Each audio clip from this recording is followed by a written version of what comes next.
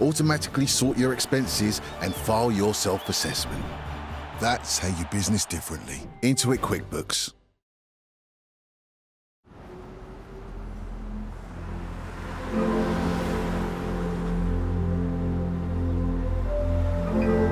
Here now with all the stories making the headlines this Boxing Day, it's the ITV Lunchtime News.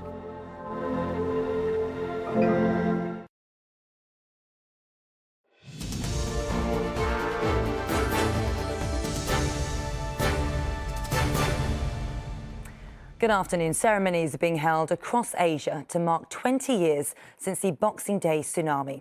More than 230,000 people were killed in 15 countries when a 9.1 magnitude earthquake struck, triggering huge waves and sweeping away communities across the Indian Ocean in one of modern history's worst natural disasters. Amy Lewis reports. 20 years has passed and they are still healing. This entire region was devastated by the disaster, and nowhere more so than Indonesia's Aceh province. In this village alone, 14,000 people are in mass graves who have never been identified. Parents couldn't bury their children. I still miss my two children, and we don't know where they are. So every year we visit the mass graves and pray for them. That wave is a good 15, 20 feet tall. On Boxing Day 20 years ago, a tidal wave that was caused by a 9.1 magnitude earthquake struck Indonesia's Sumatra island and snapped trees like matchsticks.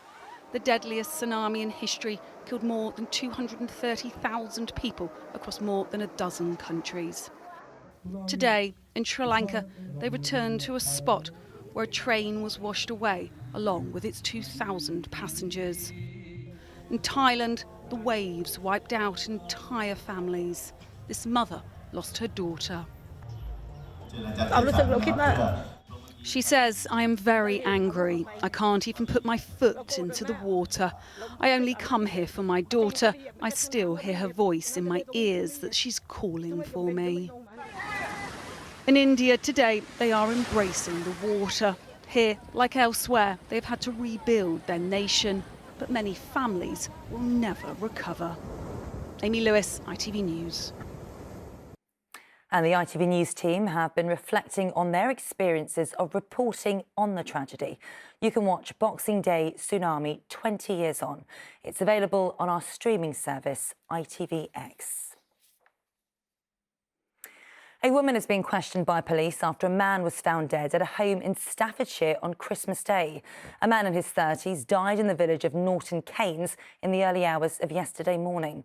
A 33-year-old woman has been arrested on suspicion of murder. More than 360,000 train services across Britain were fully or partially cancelled this year.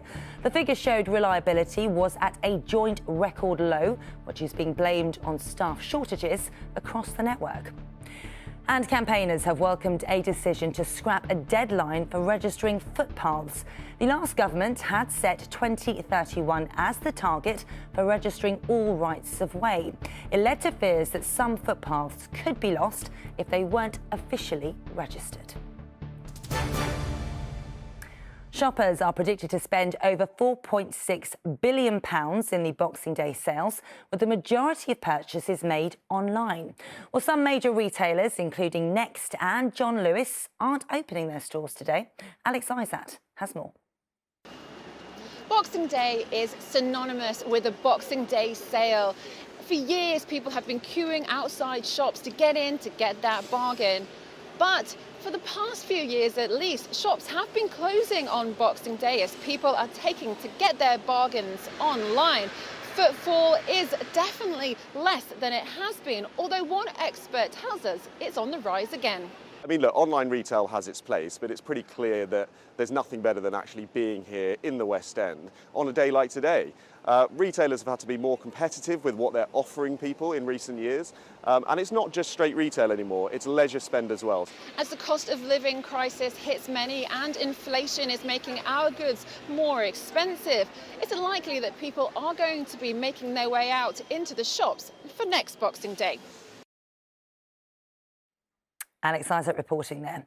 And finally was a star-studded Christmas homecoming for Beyonce. The singer wowed the crowds in Houston during yesterday's NFL match, performing songs from her latest album live for the first time ever. Rosie Barnett reports. This ain't Texas. Ain't no hold on. It was Texas, and Beyonce certainly held the crowd's attention as she took to the stage for the NFL's Christmas Game Day halftime show. Hello, girls. Hello, Beyonce. Hello. While a lot of us go back to our hometown for Christmas, not everyone gets to make an impression quite like this. Returning to her roots in Houston, the 32-time Grammy winner opened her set riding into the stadium on a white horse before performing hits from her album Cowboy Carter live for the first time ever.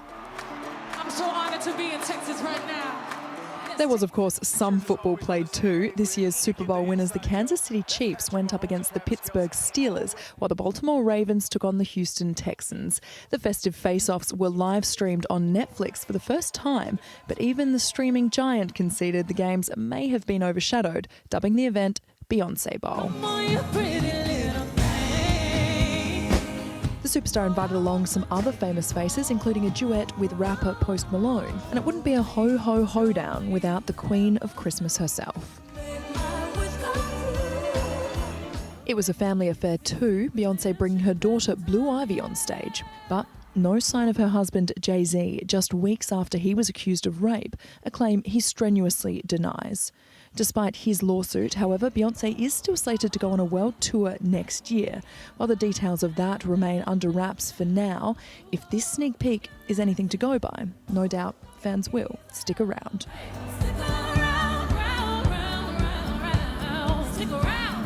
Rose Barnett, ITV News. And that is all for now. She appears here at the evening news at 6:10. Until then, from everyone on the team, do enjoy the rest of your Boxing Day. Bye-bye.